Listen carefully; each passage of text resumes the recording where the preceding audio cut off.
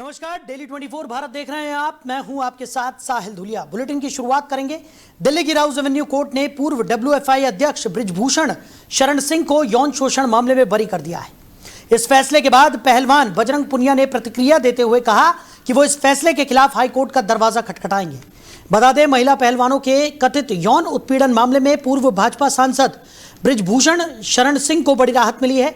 दिल्ली की Rouse Avenue court ने इस मामले में बृजभूषण और विनोद तोमर को बरी कर दिया है। बता दें कि यह फैसला 2 जुलाई 2026 को बहस खत्म होने के बाद आया है। उस समय ऑर्डर रिजर्व रखा गया था। तो जनवरी 2023 में सामने आए इस केस में 1133 दिनों में 127 सुनवाई हो चुकी हैं। मई 2024 में अदालत ने पूर्व भारतीय कुश्ती महासंघ यानी WFI प्रमुख और पूर्व भाजपा सांसद बृजभूषण शरण सिंह के खिलाफ आपराधिक धमकी का आरोप तय करने का आदेश दिया था।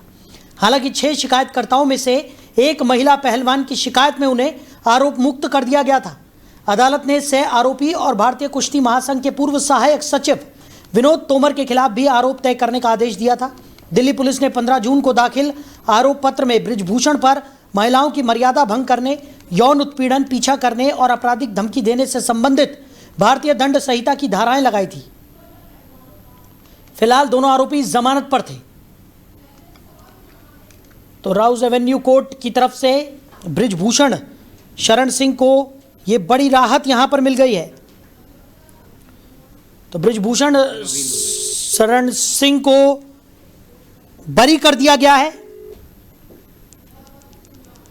और इसी खबर पर ज्यादा चर्चा के लिए राजनीतिक विश्लेषक नवीन दुबे जी हमारे साथ जुड़ गए। नवीन जी, एक बड़ी राहत यहां पर बृजभूषण शरण सिंह को मिल गई है। राउज एवेन्यू कोर्ट ने उन्हें बरी कर दिया है। उनके जो समर्थक हैं वो जश्न में इस वक्त डूबे हुए नजर आ रहे हैं। आतिशबाजियां की जा रही हैं, माला पहनाकर उनका अभिनंदन किया जा रहा है। और गौर करने वाली बात यह है कि जब अदालत का ये फैसला सामने आया उसके बाद बृजभूषण शरण सिंह ने साफ तौर पर यह कहा कि मैंने पहले ही कहा था कि एक ना एक दिन मैं बरी जरूर हो जाऊंगा, और आज वो चरितार्थ हो गया। कैसे देख रहे हैं? नहीं, निश्चित तौर पर देखिए, ऐसा होता है कि किसी व्यक्ति के ऊपर आरोप लगाना एक अलग प्रक्रिया है। और आरोप आपने अगर लगाया है तो ये आपकी जिम्मेदारी होती है, कंप्लेनेंट की जिम्मेदारी होती है कि उन आरोपों को सिद्ध करे कोर्ट के अंदर। मुझे लगता है कि इस मामले में अभियोजन पक्ष पूरी तरीके से साक्ष्यों के अभाव में उस तरीके से अपनी दलीलें पेश नहीं कर सका, और उसका लाभ सीधा सीधा बृजभूषण शरण सिंह को मिला और उनको बाइज्जत बरी किया गया इस मामले में। और 90% में आपको बता दूं, 354 के जो मामले होते हैं इनमें अधिकांश इस तरीके की चीजें होती हैं कि ये मामले आप देखें तो अधिकांश निजी रंजिश के चलते या किसी और वजह से किसी को बदनाम करने के लिए इस तरीके से लोग करते हैं। और इसमें अधिकांश मामलों में आप देखें तो कन्विक्शन रेट बहुत कम है। उसका कारण यही है कि वो सत्यता से परे जब कोई आरोप लगता है किसी व्यक्ति की इमेज को खराब करने के लिए उस तरीके से, तो निश्चित तौर पर उसमें न्यायालय संज्ञान लेता है। जब एविडेंस नहीं है तो निश्चित तौर पर उनको बरी किया जाना चाहिए था। हालांकि पहलवानों का ये कहना है कि हम हाई कोर्ट जाएंगे, निश्चित तौर पर उनका अधिकार, उनको जाना चाहिए। लेकिन इस मामले में जो हम अभी रिपोर्ट देख रहे हैं कि गवाहों के जो बयान हैं वो कंट्राडिक्टरी हैं। आपने कंप्लेंट में कुछ लिखा है कि टाइमिंग्स में परिवर्तन है, मंथ में परिवर्तन, तो ये सब चीजें क्या होती हैं, आपके केस को कमजोर करती हैं। और यही सब ग्राउंड को लेके माननीय अदालत ने ये निर्णय दिया है और बृजभूषण शरण सिंह को बाइज्जत बरी किया। बिल्कुल। और नवीन जी, जिस चीज़ का आप जिक्र कर रहे हैं मैं उसी पे आने वाला था। अगला सवाल मेरा उसी से जुड़ा हुआ, क्योंकि लगातार हमने इस केस के हर पहलू को देखा है। जिस तरीके से ये केस आगे बढ़ा, शुरुआती दौर में पहलवानों का एक ज़ोरदार दबाव यहाँ पर इस केस को इन्फ्लुएंस करता हुआ नजर आया, और उसी के चलते शायद बृजभूषण शरण सिंह ने अपने पद से इस्तीफा भी यहाँ पर दे दिया था। जिस तरीके से राजनीतिक गतिविधियों से भी एक दूरी सी उन्होंने बना ली थी। लेकिन हर बार जब भी वो मीडिया के सामने आकर किसी तरह का बयान दे रहे थे तो उनका एक वाक्य जो था वो हर बार हमने सुना, और उसमें यही था कि मैं बाइज्जत बरी होऊंगा, मुझे फंसाने की कोशिश की जा रही है और एक ना एक दिन सच सामने आएगा और मैं बाइज्जत बरी हो जाऊंगा। आज वो चरितार्थ हुआ। दूसरी तरफ पहलवानों की अगर हम बात करें तो हमने देखा था साक्षी मलिक किस तरीके से हरिद्वार में अपने मेडल को बहाने के लिए गंगा नदी में विसर्जित करने के लिए पहुंच गई थी। छात्रों का एक जोरदार प्रदर्शन हमने दिल्ली में भी देखा। और अब जिस तरीके से ये जो कोर्ट के अंदर ये पूरा मामला चला, गवाहों की बात करें, कॉन्ट्राडिक्टरी बयान निकल कर सामने आए जैसा कि आपने भी जिक्र किया। अब इसके बाद पहलवान हाई कोर्ट जाने की बात भी यहाँ पर कर रहे हैं, लेकिन पूरे मामले को अगर देखा जाए तो कोई ज्यादा दम यहाँ पर नजर नहीं आ रहा है इन आरोपों में। बिल्कुल निश्चित तौर पर देखिए, ऐसा पहली गलती क्या हुई है कि आपके साथ यदि किसी व्यक्ति ने कोई यौन उत्पीड़न किया या छेड़छाड़ की, हाँ, तो सबसे पहली रेमेडी होती है कि आप थाने जाएंगे, कोर्ट में मुकदमा करेंगे। अगर थाने में सुनवाई नहीं होती तो उस समय 156(3) हुआ करती थी, आप उसके तहत मुकदमा दर्ज कर सकते थे कोर्ट में। लेकिन इन्होंने क्या किया, ये सब एकजुट हुआ और एकजुट होकर आपने धरना प्रदर्शन और इस तरीके से ब्रिजभूषण शरण सिंह की इमेज के ऊपर हमला हुआ। पहला न्याय मांगने की लड़ाई नहीं हुई। जंतर मंतर पर आप देखें या जिस तरीके से वो साक्षी मलिक वहां गई अपना मेडल विसर्जित करने, ये सब प्रक्रियाएं जो थी राजनीति से प्रेरित ज्यादा लग रही थी, न्याय पाने की लड़ाई कम लग रही थी। और यही कारण है कि कोर्ट के अंदर जब आप गए हैं और उसके बाद आपके पास सीक्वेंस ऑफ एविडेंस नहीं थी, घटना का क्रम जो होता है वो कोरिलेटेड नहीं था, कड़ियां एक से दूसरे की नहीं जुड़ रही थी, लिहाजा कंट्राडिक्शन जब उसमें आया तो माननीय न्यायालय तो साक्ष्यों के आधार पर कोई भी सजा देता है या बरी करता है। साक्ष्य जो थे वो इनके अपनी जो कंप्लेंट थी उसको सपोर्ट करते हुए नहीं नजर आए माननीय न्यायाधीश महोदय को, और उन्होंने उसी के आधार पर ब्रिजभूषण शरण सिंह को बाइज्जत बरी किया। चलिए नवीन जी, हमारे साथ जुड़ने के लिए, इस तमाम चर्चा के लिए आपका बहुत शुक्रिया। Thank you. तो राउज एवेन्यू कोर्ट की तरफ से ब्रिजभूषण शरण सिंह को एक बड़ी राहत मिलती हुई नजर आई है। इस पूरे मामले में ब्रिजभूषण शरण सिंह को बरी कर दिया गया है। राउज एवेन्यू कोर्ट ने ब्रिजभूषण शरण सिंह को यौन उत्पीड़न मामले में बरी कर दिया है। हालांकि पहलवानों की प्रतिक्रिया भी इस पूरे मामले में निकलकर सामने आ गई है। बजरंग पुनिया ने कहा है कि वो अब हाई कोर्ट का रुख करेंगे, लेकिन फिलहाल ब्रिजभूषण शरण सिंह के समर्थकों में एक बड़ा उत्साह इस फैसले के बाद देखने को मिल रहा है। जश्न का माहौल नजर आ रहा है। आतिशबाजियां कर, माला पहनाकर ब्रिजभूषण शरण सिंह का स्वागत करते हुए उनके समर्थक नजर आ रहे हैं।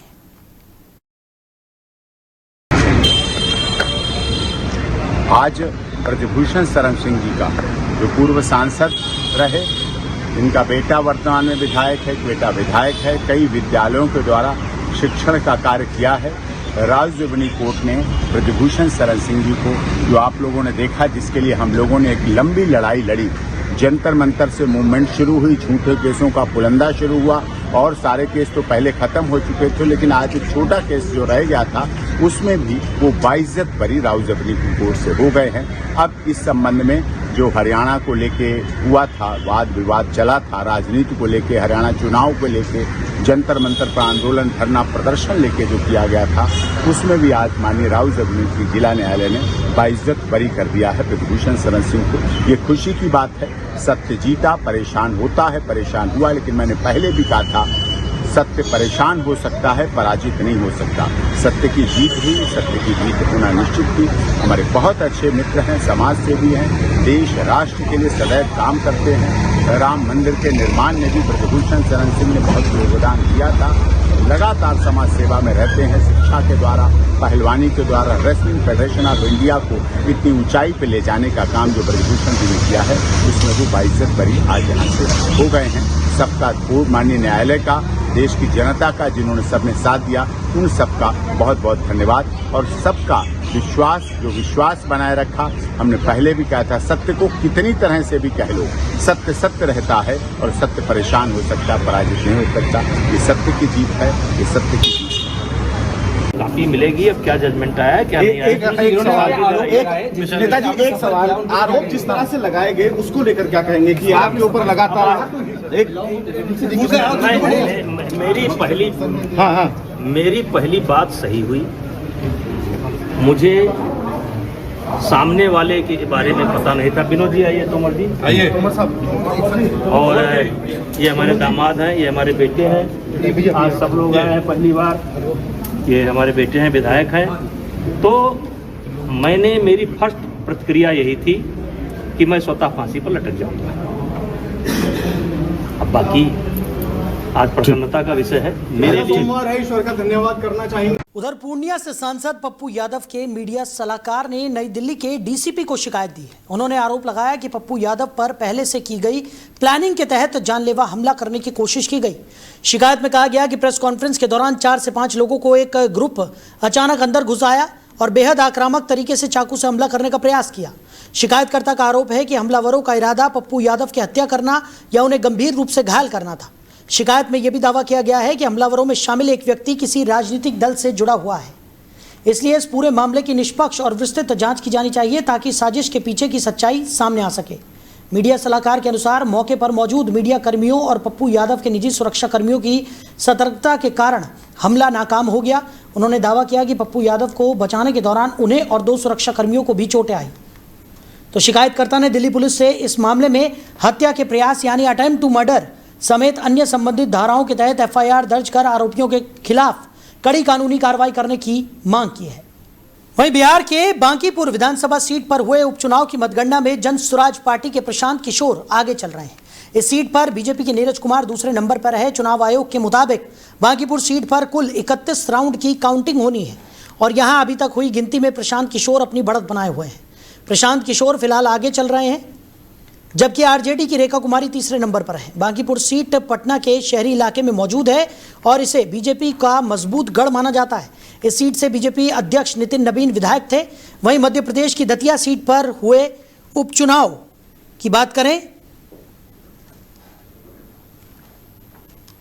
तो बीजेपी के आशुतोष तिवारी पीछे चल रहे हैं, जबकि गुजरात की मांजलपुर विधानसभा सीट पर बीजेपी के ही सत्येंद्र भाई पटेल आगे चल रहे हैं। इन सीटों पर 30 जुलाई को वोटिंग हुई थी। दतिया सीट पर कुल 15 राउंड की गिनती होनी है। इस सीट पर कांग्रेस के घनश्याम सिंह आगे चल रहे हैं। गुजरात की मांजलपुर विधानसभा सीट पर बीजेपी के ही सत्येंद्र भाई पटेल उर्फ सतीश पटेल आगे चल रहे हैं। यहां कुल 19 राउंड की गिनती होनी है। आमतौर पर विधानसभा उपचुनाव को लेकर बहुत ज्यादा उत्साह नहीं देखा जाता है, लेकिन इस बार बांकीपुर में जन स्वराज पार्टी के प्रमुख प्रशांत किशोर खुद चुनावी मैदान में उतरे और इस वजह से इसके नतीजे पर कई लोगों की नजर है। वहीं मध्य प्रदेश की दतिया सीट से नरोत्तम मिश्रा को टिकट नहीं दिए जाने की भी खूब चर्चाएं रही। पार्टी के इस फैसले के बाद उनके समर्थकों में नाराजगी भी देखी गई थी। दिल्ली के साथ ही देश के कई इलाकों में युवाओं और स्टूडेंट्स के आंदोलन के ठीक बाद इन सीटों पर उपचुनाव के लिए वोट डाले गए थे। इन उपचुनावों को प्रदर्शनों के असर के नजरिए से भी देखा जा रहा है। तो इसी खबर पर ज्यादा चर्चा के लिए हमारे मैनेजिंग एडिटर रमेश ठाकुर जी हमारे साथ जुड़ गए। रमेश जी, बिहार की बांकीपुर विधानसभा सीट पर मतगणना लगातार जारी है। प्रशांत किशोर ने 20,000 का आंकड़ा भी पार कर लिया और वो आगे भी चल रहे हैं, कैसे देख रहे हैं? देखिए, मुझे लग रहा है ये 3 जो उप विधानसभा चुनाव हो रहे हैं, अगर गुजरात को छोड़ के हम बिहार और दतिया मध्य प्रदेश की अगर बात करें तो इनकी राष्ट्रीय फलक की राजनीति पे बहुत ज्यादा चर्चाएं हैं। वो चर्चाएं इसलिए हैं कि बिहार और बांकीपुर में जहाँ पे खुद स्वयं राष्ट्रीय अध्यक्ष भारतीय जनता पार्टी के नवीन नीतीश वो वहां से चुनाव जीतते रहे, उनके फादर भी चुनाव जीतते रहे, तो एक पारंपरिक उनकी सीट मानी जाती है। और नवीन नितिन का इस्तीफा देना, फिर राज्यसभा बनना, फिर राष्ट्रीय अध्यक्ष बन जाना और उसके बाद में सीट पे चुनाव होना, अब ये खबर ये आ रही है कि अपना बूथ तक हार गए हैं। अब इससे बड़ी शर्म वाली और कोई बात नहीं होती कि इतने बड़े नेता जो वर्ल्ड की सबसे बड़ी राजनीति को रिप्रेजेंट करते हो और वो अपने बूथ से ही हार जाए। एक तो ये है। दूसरा ये प्रशांत किशोर जो लड़ाई वहां पे बिहार में लड़ रहे हैं लोगों के लिए, मुझे लग रहा पहले चुनाव में उनको बहुत बुरी तरीके से हार मिली। उनका एक भी कैंडिडेट जीत में तब्दील नहीं हो पाया। लेकिन ये उपचुनाव में जब वो खुद ही आके लड़े हैं तो मुझे लगता है कि शायद राजनीतिक के तौर में एक और नेता देश के लोगों को आज से मिल जाएगा विधानसभा के जरिए। तो एक तो ये होगा। फिर दतिया चुनाव में आ जाओ, वहां का रिजल्ट सबको पता है, क्योंकि एक इतने बड़े नेता जो जब 2018 का जब चुनाव हुआ था, 23 में जब चुनाव हुआ था, तो नरोत्तम मिश्रा मुख्यमंत्री पद के दावेदार थे। ये कहा जा रहा था अगर शिवराज सिंह चौहान को सीएम से रिप्लेस किया गया तो ये व्यक्ति सीएम का दावेदार होगा। अब हुआ क्या, वो दतिया चुनावी हार गए। कांग्रेस के राजेंद्र भारती ने उनको हरा दिया। अब राजेंद्र भारती कांग्रेस के और नरोत्तम मिश्रा भारतीय जनता पार्टी, इनका जग जाहिर है कि 36 का आंकड़ा होता रहता है। अब उनकी अयोग्यता के हिसाब से जब उनको हटाया गया, उपचुनाव हुआ, तब उनको टिकट नहीं मिला है नरोत्तम मिश्रा को। तो सबसे बड़ी अगर भारतीय जनता पार्टी की साइज की अगर हार होती है तो उसमें ये वाला फैक्टर सबसे बड़ा सामने निकल के आएगा कि नरोत्तम मिश्रा को आपने टिकट नहीं दिया, उनके समर्थकों में नाराजगी थी। जब टिकट नहीं मिला था उनके समर्थक बाहर आके रोड हाईवे जाम कर दिया, चक्का जाम कर दिया। इवन उनके समर्थन में जिला अध्यक्ष भारतीय जनता पार्टी उन्होंने इस्तीफा दिया, उसके बाद इस्तीफों की घड़ी लग गई। तो इतनी बड़ी जब एंटी इनकम्बेंसी जब होती है, इतनी जब नाराजगी होती है, तो उसका रिजल्ट क्या होता है, किस तरीके से होता है, वो आपको पता है। लेकिन मुझे लगता है आखिरी राउंड की जब तक गिनती नहीं होगी तब तक अभी हमें ये कहना थोड़ा मुश्किल हो जाएगा। हालांकि बांकीपुर का रिजल्ट हो तो सामने है। बांकीपुर में पीके जो है प्रशांत किशोर पांडे, वो मेरे ख्याल से 20,000 से ऊपर की लीड ले चुके हैं। तो यहाँ पे तो रिजल्ट साफ है कि उनकी जीत निश्चित है। और दतिया का जो अभी है थोड़ा सा हमें इंतजार करना पड़ेगा जी। लेकिन कहीं ना कहीं प्रशांत किशोर की अगर हम बात करें कि जैसा कि आपने भी जिक्र किया, और भारतीय जनता पार्टी इस सीट को लेकर पूरी तरह से आश्वस्त थी। बांकीपुर विधानसभा सीट की अगर हम बात करें तो वहाँ पर तो भारतीय जनता पार्टी की तरफ से लड्डू भी बनाने शुरू कर दिए गए थे। 200 किलो से ज़्यादा यहाँ पर लड्डुओं का निर्माण कर दिया गया था। यानी जो भारतीय जनता पार्टी का पूरा भरोसा था वो अब छिन्न भिन्न होता हुआ यहाँ पर नज़र आ रहा है। और जिस तरीके से प्रशांत किशोर ने यहाँ पर प्रदर्शन किया है, उसने अब कहीं ना कहीं भारतीय जनता पार्टी को भी चिंताओं में डाल दिया होगा। देखिए साहिल, मैं इसमें फुल फ्लेश प्रशांत किशोर की सफलता नहीं कहूंगा और ना ही उनकी मेहनत कहूंगा, क्योंकि जो माहौल जेएनजी आंदोलन के बाद बना है, पूरे भारत में किस तरीके का माहौल भारतीय जनता पार्टी, विशेषकर प्रधानमंत्री मोदी और शीर्ष भारतीय जनता पार्टी के नेतृत्व के खिलाफ इस समय जो माहौल बना है, ये उसकी आग, उसकी तपिश मैं कहूंगा। क्योंकि लोगों का गुस्सा है, जेएनजीओ का गुस्सा है। तो मुझे लगा उसी हिसाब से ये चुनाव हुआ है, वोटिंग भी उसी हिसाब से हुई है। और एक चीज इसमें और ऐड करनी चाहिए, क्योंकि इसमें इस बार थोड़ा सा आरजेडी और जेडीयू भी कह लो या दूसरे दल, उन्होंने भी थोड़ा सा लूज कर दिया है। उन्होंने कहा कि नहीं, कुछ ना कुछ तो है, इस बंदे को आगे बढ़ाओ। और आरजेडी ने पूरी तरीके से पत्ते डाल दिए थे। हालांकि उनकी रेखा गुप्ता जो है वो भी तीसरे नंबर पे लीड कर रही हैं। लेकिन ऐसी सीट पे आके जहां पे सिन्हा का गढ़ रहा हो, नवीन नितिन के फादर ने 3-4 बार वहां से प्रतिनिधित्व किया, उसके बाद कंटिन्यू खुद वो स्वयं वहां से आ रहे थे।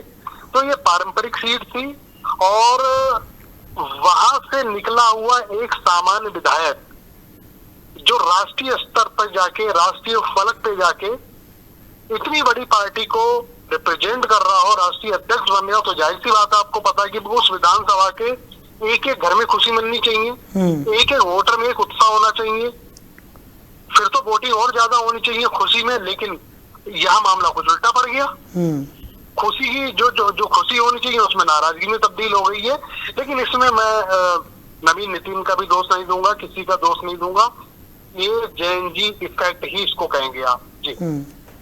बिल्कुल, कहीं ना कहीं क्योंकि इस आंदोलन के बाद तुरंत ही मतदान हुआ था और उसके बाद इस मतदान पर उसका व्यापक असर पड़ता हुआ भी नज़र आ रहा है।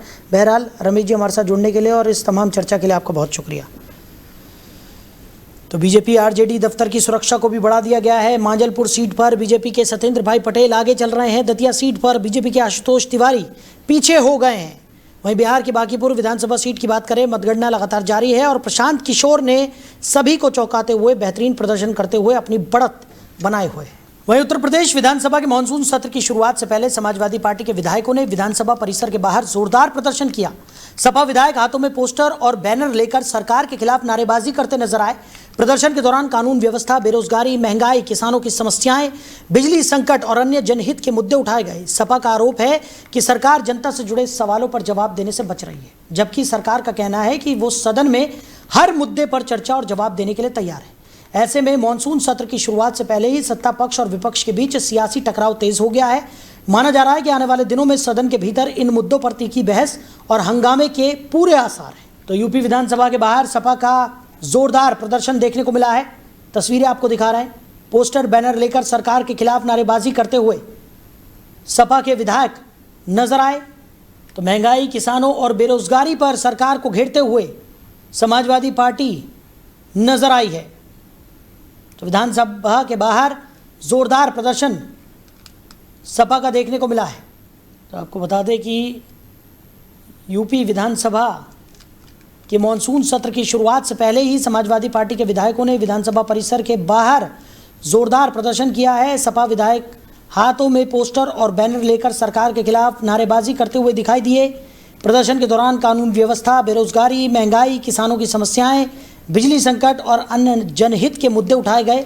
सपा का आरोप है कि सरकार जनता से जुड़े सवालों पर जवाब देने से बच रही है, जबकि सरकार का कहना है कि वो सदन में हर मुद्दे पर चर्चा और जवाब के लिए तैयार है। तो इसी खबर पर ज़्यादा चर्चा के लिए राजनीतिक विश्लेषक अमित जी हमारे साथ जुड़ गए। अमित जी, बहुत स्वागत है आपका। सर नमस्कार सभी दर्शकों को। अमित जी, यूपी मॉनसून सत्र शुरू भी नहीं हुआ, लेकिन उससे पहले ही समाजवादी पार्टी के जो विधायक हैं वो जोरदार प्रदर्शन करते हुए विधानसभा के बाहर नजर आए हैं। महंगाई, बेरोजगारी, किसानों के मुद्दे को लेकर सरकार को घेरने की पुरजोर कोशिश है और सरकार पर कई गंभीर आरोप भी यहाँ पर लगाए गए हैं। कैसे देख रहे हैं आप? सर देखिए, ऐसा है कि चूंकि यूपी चुनाव नजदीक है तो उसके बारे में तमाम दिक्कतें आएंगी, लेकिन वो किसानों का मुद्दा उठा रहे हैं।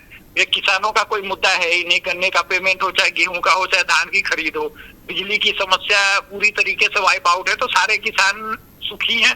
बेरोजगारी कहीं पे नहीं है, जो लोग काम कर रहे हैं। इनका सारा मुद्दा चंदा चोरी का है और समाजवादी पार्टी से सबसे बड़ी गलती हुई है कि उन लोगों ने चंदा चोरी के मुद्दे पे सरकार को घेरने की कोशिश की है। देखिए, जब मेरा ट्रैक रिकॉर्ड खराब होता है तो मुझे उन चीजों को अवॉइड करना चाहिए। और अखिलेश यादव के जो सलाहकार हैं उनको ये नहीं पता है कि पिछले 30 सालों की जो हिस्ट्री है उनकी, वो केवल राम मंदिर के विरोध में रही है। तो जिसका जीता जागता उदाहरण आज उनको पहले संसद भवन में दिखाया है और आज यहाँ लोग अपने विधानसभा में दिखा रहे हैं। तो अखिलेश यादव से बाहर जाने की पूरी तैयारी है, इसीलिए मैंने इनका नाम बदल के अकललेस कर दिया है। जो पहले 2012 में कंप्यूटर से शुरुआत करने वाला आदमी, इंसान, मुख्यमंत्री जो सबसे इंटेलेक्चुअल होता था, आज की डेट में वो कहता है कि मैं पंडित से पूछ के बाल कटवाता हूँ और घर से पूजा करके निकलता हूँ। और उसका प्रवक्ता हमारे यहाँ जैसे टीवी पे आके बोल रहा होता, पंडित तो बेश्या होती है। आप एक बात सोचिए, एक मुख्यमंत्री जो इतना समझदार था, जिसने सबसे बड़ा एक्सप्रेस वे बनवाया लखनऊ में, यूपी में सबसे ज्यादा कंप्यूटर बांटे और सबसे ज्यादा डेवलपमेंट के बारे में बात की गई, उसके ऊपर दंगे का आरोप लगा। और वो मुख्यमंत्री आज राम मंदिर, जिसपे उसके बाप ने गोलियां चलवाई हुई थी, उस मुद्दे को उठा के ये साबित कर दिया कि उसके पास अकल नाम की कोई चीज नहीं है। अगर उनके पास अकल है भी तो उनके कार्यकर्ता और प्रवक्ता जो है उनको किसी भी तरीके से ये नहीं चाहते कि वो सत्ता में आए। अच्छा अमित जी, जिस तरीके से ये प्रदर्शन हो रहा है, एक तरफ सरकार कह रही है कि वो हर मुद्दे पर चर्चा के लिए तैयार है, लेकिन हमने अमूमन देखा है कि चर्चा तो हो ही नहीं पाती है, बल्कि इसी तरह का हो हल्ला सदन के बाहर और सदन के अंदर भी देखने को मिलता है। और इसके वजह से ही जो जनहित के मुद्दे हैं वो सब धरे के धरे रह जाते हैं और सत्र समाप्ति की ओर बढ़ने लगता है। देखिए, सत्र में जो बिल होता है वो सरकार पास करा लेती है, ये लोग हल्ला करके वॉकआउट कर देते हैं। देखिए, हमारे देश की अपोजिशन का सीधा साधा नियम है कि किसी भी बिल पे चर्चा नहीं होनी चाहिए। चाहे मैं ये नहीं कह रहा कि बीजेपी वाले बड़े अच्छे हैं या कांग्रेस वाले बहुत बुरे या कांग्रेस वाले बहुत अच्छे हैं, समाजवादी वाले बड़े अच्छे हैं। ये पूरे अपोजिशन का पिछले 30 सालों से 90 के बाद ये ट्रैक रिकॉर्ड रहा है। मुझे लगता है कि दोनों पार्टियां आपस में मिली हुई हैं और ये लोग मिलके जनता को बेवकूफ बना रहे हैं। आप एक बात बताइए, कोई बिल आया तो उससे चर्चा तो होनी चाहिए, चर्चा तो करिए, लेकिन नहीं, आप बार बार देखिए सारे बिल पास हो जाते हैं और चर्चा नाम की कोई चीज नहीं। जनता को पता नहीं लग पाता है कि क्या बात, क्या मुद्दा था, क्या पास हुआ और क्या कानून बन गया। तो जो विपक्ष है वो किसी भी मुद्दे पे ये नहीं चाहता कि सरकार का कोई विरोध करे। उनको इतना है कि केवल हल्ला हो जाए और जनता हमें देख ले कि हम संसद भवन गए थे, सभा में हम हल्ला करते, बस। इससे ज्यादा उनका कोई वो नहीं है। एक बार योगी जी के सामने उन्होंने मुद्दा उठाया था तो उन्होंने बोला था मट्टी पलीत कर देंगे। वो डर जो है वो अखिलेश जी के दिल में बैठ गया है और अकेलेस बनी गए हैं। इसलिए वो किसी भी हाल में ये नहीं चाहते कि यूपी का विकास हो।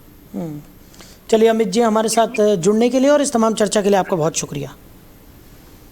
तो यूपी विधानसभा में मानसून सत्र से पहले ज़ोरदार प्रदर्शन सपा विधायकों का देखने को मिला है और सपा विधायकों की तरफ से हाथों में तख्तियां लेकर सरकार का पुरजोर विरोध यहां पर किया गया और सरकार के खिलाफ जमकर नारेबाजी भी हुई। कई मुद्दे यहां पर उठाए गए।